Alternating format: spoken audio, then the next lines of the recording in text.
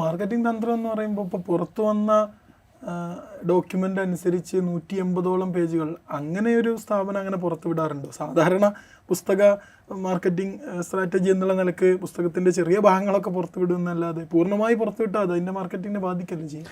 അല്ല, ഇത് മാർക്കറ്റിങ്ങിനെ ബാധിക്കുക എന്ന് പറഞ്ഞാൽ അതിൽ രണ്ട് കാര്യങ്ങളുണ്ട്. ഒന്ന്, ഇതിൻ്റെ ഏതെങ്കിലും ഭാഗം പുറത്തു വിട്ട് കഴിഞ്ഞാൽ ചിലപ്പോൾ ഇത് പിന്നീട് കൂട്ടിച്ചേർത്തതാണെന്നോ അല്ലെങ്കിൽ ഇത് ആധികാരികതയല്ലാന്നോ. ഇപ്പോൾ ഉദാഹരണം പറഞ്ഞാൽ 2ാം പിണറായി സർക്കാർ ദുർബലമാണ് എന്ന് പറയുന്ന ഒരു ഭാഗം മാത്രം, അല്ലെങ്കിൽ പാലക്കാട് സ്ഥാനാർത്ഥി പി സരനെ കുറിച്ചിട്ടുള്ള ഒരു ഭാഗം മാത്രം, അല്ലെങ്കിൽ കഴിഞ്ഞ ലോക്സഭാ തെരഞ്ഞെടുപ്പിൽ ഒരുപക്ഷെ പി ജയരാജനെതിരായ നടപടിക്ക് കാരണമായ പരാമർശത്തെക്കുറിച്ച്, അതായത് പ്രകാശ് ജാവ്ദേക്കറെ കണ്ടത് സംബന്ധിച്ച് അന്ന് അദ്ദേഹം നടത്തിയ വെളിപ്പെടുത്തൽ കഴിഞ്ഞ ലോക്സഭാ തെരഞ്ഞെടുപ്പിൽ ഒരു പ്രശ്നമായിരുന്നു.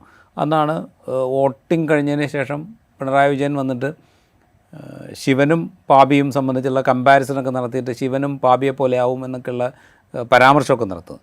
അപ്പോൾ അതിനെക്കുറിച്ചുള്ള വിശദീകരണം, ഇത്തരം ഏതെങ്കിലും ചില ഭാഗങ്ങൾ മാത്രം പുറത്തുവിട്ട് കഴിഞ്ഞാൽ ഇതിൻ്റെ ഒരു ആധികാരികതയെക്കുറിച്ചുള്ള സംശയം ഉണ്ടാവും. ഇതിപ്പോൾ അങ്ങനെയല്ല. ഏതാണ്ട് ഒരു പുസ്തകത്തിൻ്റെ പകുതി ഭാഗം പുറത്തുവിട്ട് കഴിഞ്ഞിരിക്കുന്നു, അല്ലെങ്കിൽ PDF ആയിട്ട് പുറത്തു വന്നു കഴിഞ്ഞിരിക്കുന്നു. അപ്പോൾ എന്ന് വെച്ചാൽ ഇതിൻ്റെ ആധികാരികത ഉറപ്പിക്കാൻ വേണ്ടി, ഇപ്പം ഞാൻ നേരത്തെ ഈ പുസ്തകത്തിലൂടെ ഇങ്ങനെ ഓടിച്ചു വായിച്ചപ്പോൾ നമ്മൾ മുൻകാലത്ത് കേട്ടതും അറിഞ്ഞതും ഒക്കെ ആയിട്ടുള്ള കുറേ കാര്യങ്ങൾ അതിലിങ്ങനെ പറഞ്ഞു പോകുന്നുണ്ട്. അത് പി ജയരാജന് മാത്രമേ പറയാൻ പറ്റുള്ളൂ.